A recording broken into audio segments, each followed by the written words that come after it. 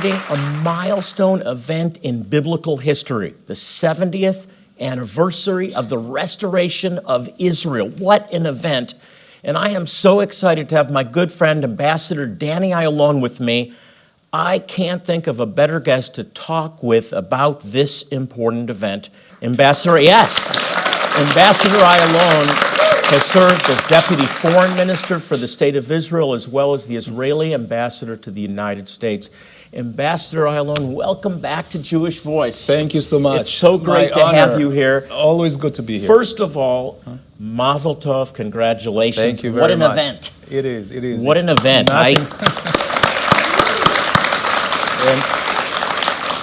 So the Islamic world said this day would never happen. That in 1948, yes, Israel would be pushed into the sea in a matter of days, and you'd come back to your homes. Right. And that's been the agenda ever since. But they failed, we won. Yes, well, they still... Right. Unfortunately, they have made it a zero-sum game. That means that no coexistence, no reconciliations, and for them there is only one solution, unfortunately. And when we were pushed into the sea, with our back into the wall and the waters of the Mediterranean, we had to do what we had to do, and that is defend ourselves. And I think we also felt the importance of the history with the restoration of the land, and we were really God's emissaries. And I believe that this is what kept us as 600,000. And Jonathan, you know, in 1948, we were only 600,000 Jews surrounded by 100 million hostile Arabs. And not only... It's pretty bad odds. Yes. And not only we survived, we thrived, and actually the gap between us and any enemy or combination of enemies is growing. And you're right, after 48, they said, oh, it's short-lived. Few years and we will push them to the sea. Then came 56. Oh, not worry, a few more years, 67, 73, 82, and until we are here.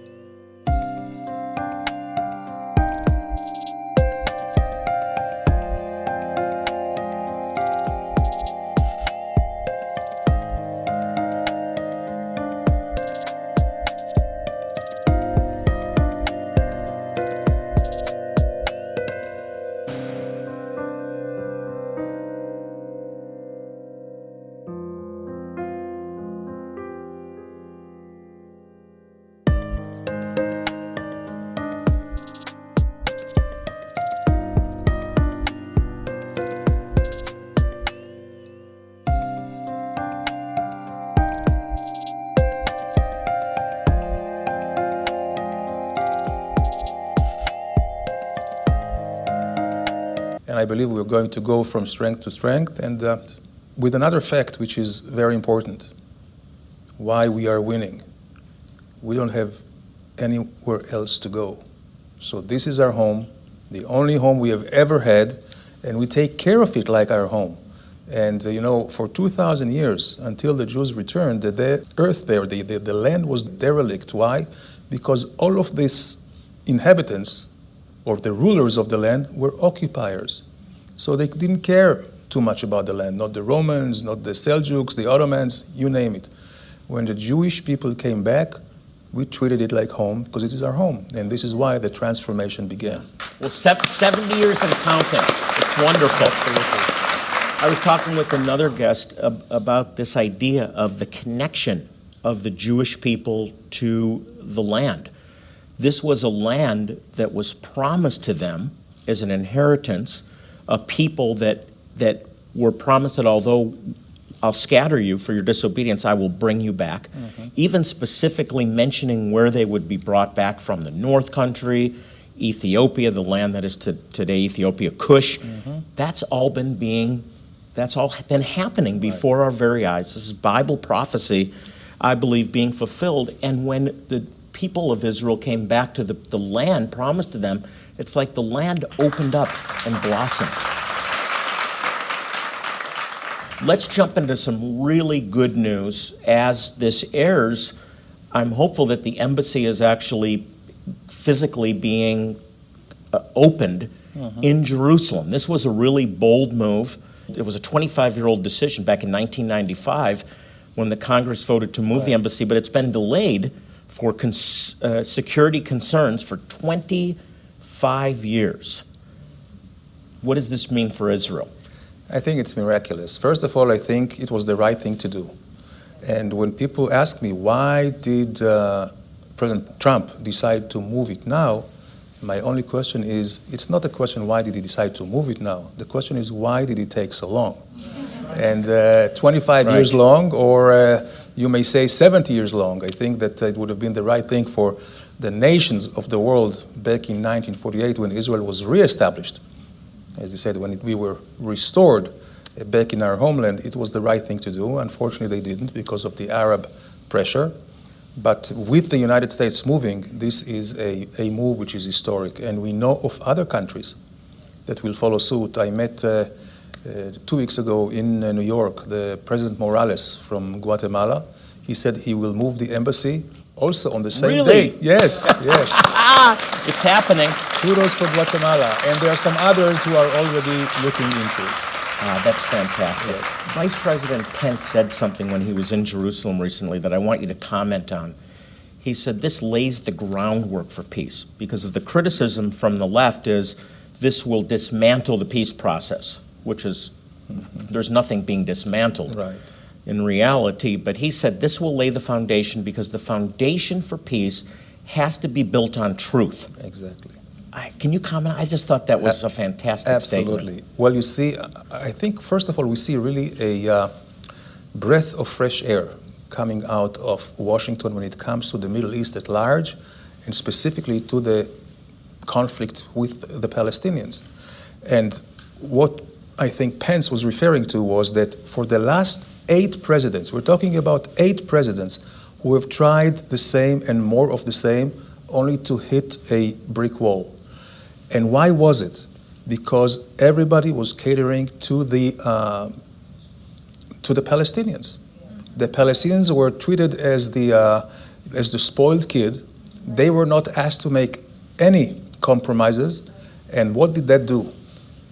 It toughened their position, thinking that they don't have to do anything, that Israel will be delivered to them by the international community.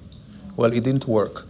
So now I think they have to face reality, and it is only up to the United States to start bringing the reality back home to them. It will take some time, but this will be recognized. And once we put or take Jerusalem out of the table, once they understand that they will have to really do some soul searching themselves about the future of their own people. You see, until now they have had so many opportunities which were lost. I think this is another opportunity, and if they're really serious, peace will come. So amen to that. It's based on truth. I want to talk about more.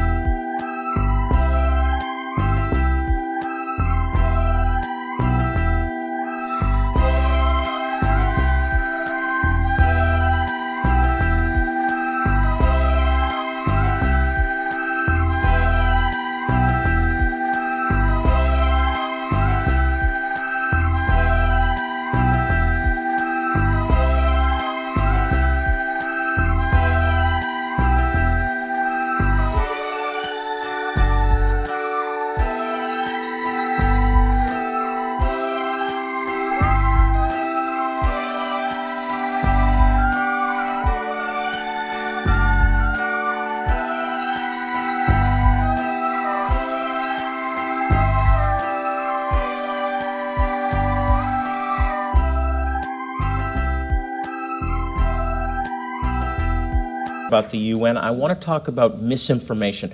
We'll call it fake news. How's that? Fake news.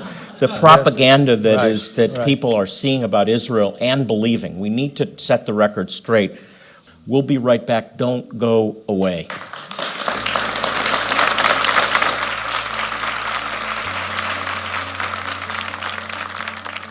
Well, welcome back. Former Israeli Ambassador Danny Ayalon, who joins me all the way from Israel with current events, is with me. All eyes are on Jerusalem as we move the capital.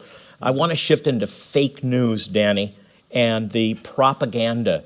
Most of the world media portrays Israel as the aggressor, gives the impression that this is a battle zone.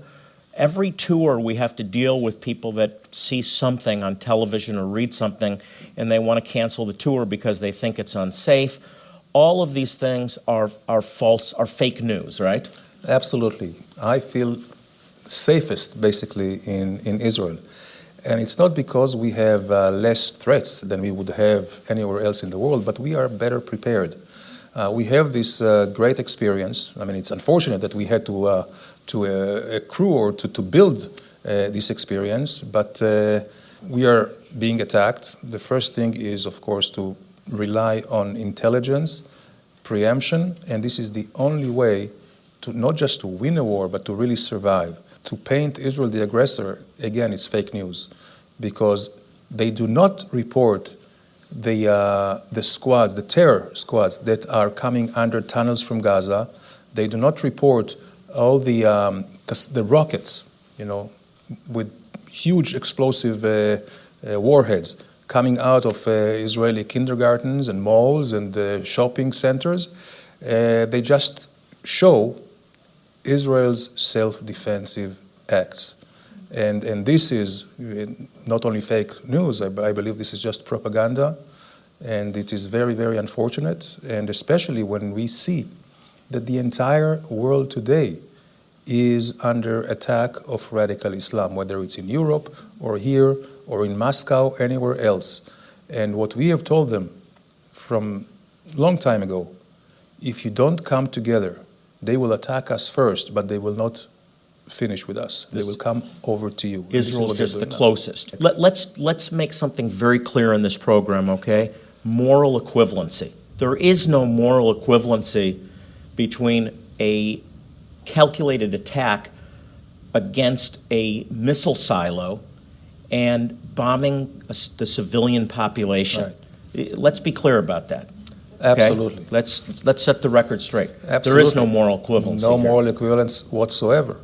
And we see that the Palestinian terror is targeting mainly civilians. Their idea is to terrorize the entire population, to create a wedge between the population and the government, so the country will be under chaos, like in Syria or in Yemen or in Lebanon or in Libya. We see that they do it everywhere. Thank God we are able to defend ourselves, and this is why the country is thriving, and this is why we see that most attacks are being foiled. Thank God. And not to forget, he that keepeth Israel never slumbers nor sleeps. I'm glad about that, too. That's right. I have so much I want to talk to you about. Talk to me about the greatest threats that Israel is currently facing, as you see it. Okay, first and foremost, it's Iran. And these are prayer points, by the way. So get your pen and paper or whatever device you keep notes, prayer points to pray for Israel. Iran. First and foremost is Iran. And when I talk about Iran, it's not the people of Iran. The people of Iran would love to be free, would love to live like anyone else in our countries, but they're under the yoke of the police state that the Ayatollahs created. The Ayatollahs are the most radical, and we were told that after the Iran deal back in 2015, 2.5 years ago, since this deal was made, and Iran got billions of dollars in cash, plus opening their markets to the entire world, we see that they have much more money to funnel to terrorism, to ballistic missile tests. So let me ask something. Is anybody surprised here? No, nobody's surprised, and you watching aren't surprised. Iran, greatest threat Israel faces. Absolutely. And possibly the world. And absolutely, because Iran's objectives are quite global. If you read the Ayatollah's, the Ayatollah's teaching, this is exactly what it is. Basically, if you look at the map, it's only little Israel that keeps as a buffer between this host of terror organizations and radical Islamicism and Europe. This is why we have been attacked for so long. And the fact that we are there, again, it's a miracle. And we will continue, of course, to do what we need to do. Now, Iran, right now, is pushing into Syria. You see, Iran is already in control of Lebanon through the Hezbollah, Yemen through the Houthis. Every terrorist who kills Jews, according to the law, the constitution of the Palestinian Authority, he gets rewarded. Wow. Money to him. How do you negotiate with that? This is tough. How do you negotiate with that? So Iran, Hezbollah, Hamas, and other organizations operating internally. We need to be praying specifically against these organizations. Absolutely. So, and Israel's protection. And again, everybody talks about the Palestinian Authority and Abbas as if they want peace. He says, you know, it is true. Hamas, quite openly from Gaza, says that they want to destroy Israel, the Jewish state. They want to create a Sharia-based Palestinian state. So let me shift over on sort of the ideological war, anti-Zionism. Yeah. And the statement that I hear over and over again is anti-Zionism is not anti-Semitism. True or untrue? Totally untrue. Totally untrue. It's a new manifestation. It's, I guess, it has become not very politically correct to talk about anti-Semitism. So they made this anti-Zionism. Now, why anti-Zionism is anti-Semitism? Because by definition, Jonathan, by definition, every Jew is a Zionist. In the Haggadah, in Pesach, in Passover, we read next year in Jerusalem. Every Jew reads it, whether he's conservative or whether he's reform. And we have done it through the centuries.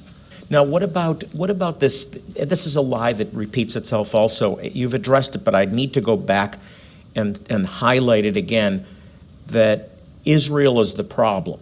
If America would just drop support of Israel, all of our problems would go away. Fake news. Nothing further from the truth. Yes, we have been told, I think now it's very clear, when you see what was euphemistically called the Arab Spring, you see all the inner fighting among all these countries. Why? Because most of the Arab countries in the Middle East are artificial countries that were made by two colonial powers back in 1916, in the middle of the First World War, British and France.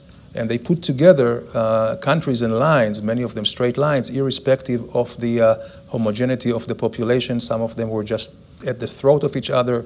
Libya, for instance, all of a sudden we find out that Libya is made out of 140 different tribes.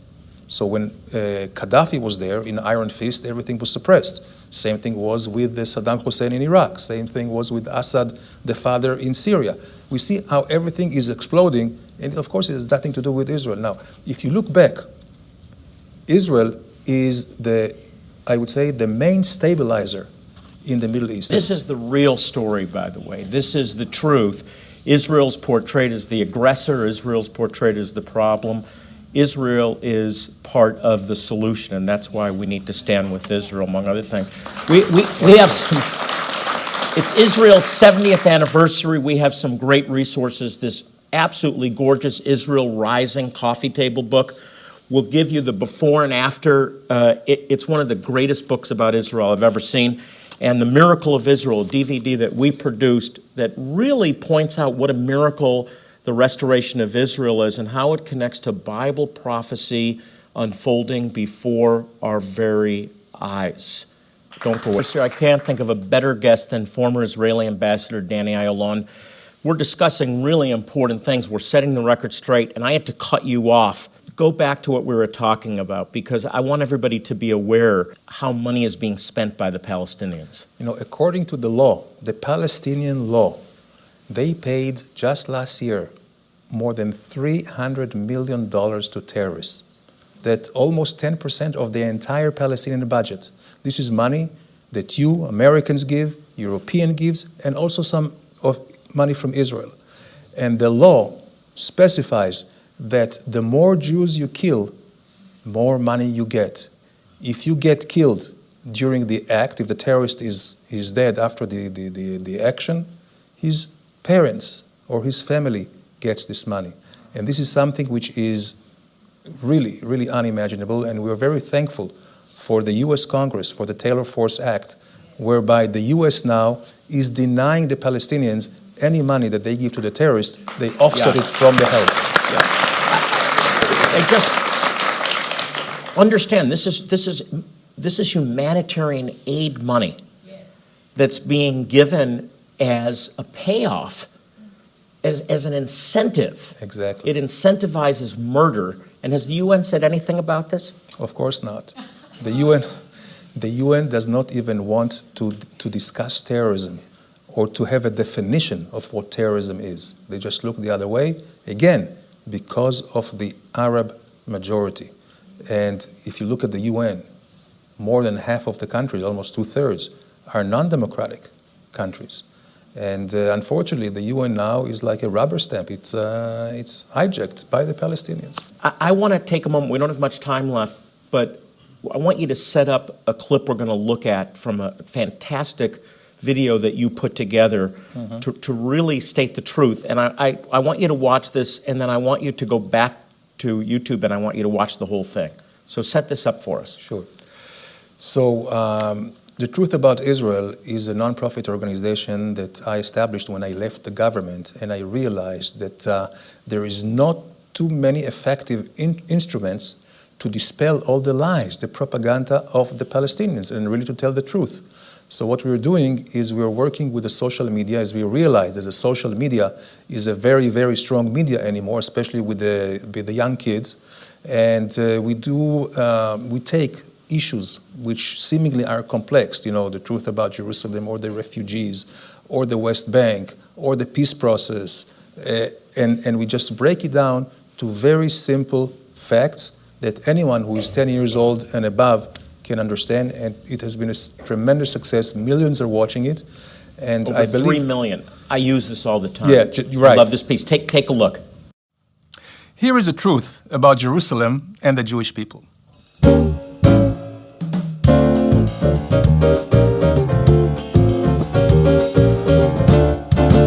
The 2,000 years that followed, empires came and left, conquered, colonized, and occupied Jerusalem, never turning it into their capital. While the Jews, Jerusalem's indigenous people, continued living in and returning to Jerusalem despite the hardship. Jerusalem isn't even mentioned in the Quran. Compare that to the 669 times Jerusalem is mentioned in the Hebrew Bible. Keep it simple. I Right. love it. We're linking this to our site. Great. So go to our website and you can link to their site and really get the truth. The truth is what it's all about. Absolutely. And the truth will set you free. And for, Jonathan, for too many years, we ignored it. We thought, the lies of the Palestinians and their collaborators are so outrageous that we very naively thought, well, nobody will believe it. Well, they do believe it because they repeat it. They repeat it, and just Goebbels, the propaganda Nazi minister of Hitler, Right. back in the 30s said, you repeat a lie 1,000 times, it becomes the If truth. it's big enough and repeated enough, people will believe it. So now we That's true. understand that we have to respond to any lie, the most outrageous, including the one that Abu Mazen said in the UN 3 weeks ago, that the Palestinians, listen to that, are the descendants of the Canaanites. And immediately I thought, well, if you are a descendant of the Canaanites, do you have any Canaanite language that you can speak of, any letters, alphabets, any prayers, any archaeological artifacts? It's all figment. Stop confusing us with the facts, okay? Exactly. The Jewish story, every inch of the land of Zion is filled with 4,000 years of rich Jewish culture. You see it in Jerusalem, you see it in Tiberias, you see it in Tzfat, you see it in Hebron. And all you have to do is just dig. And thankfully now, when we are in control, so we do not let others rob it or break it apart or just disseminate it. And we have it in museums. We have it everywhere that you can come and see, the city of David. Everywhere you look. And as we say, when you come to Israel, you don't need to have a guidebook. Just bring the Bible. Everything comes alive. Ambassador, the ground cries out. It's an amazing thing. Thank you for being with us. My pleasure. Happy birthday, Israel. Congratulations. And the next 70 years are going to be even greater should the Lord tarry. Absolutely. Yeah. Absolutely. You may have questions. You may have prayer needs. I want you to remember that we're here for you. I hope that you benefited from this program today and that you really begin to pray for the peace of Jerusalem because you will prosper. We're here to help you any way we can. Our website is jewishvoice.tv. Again,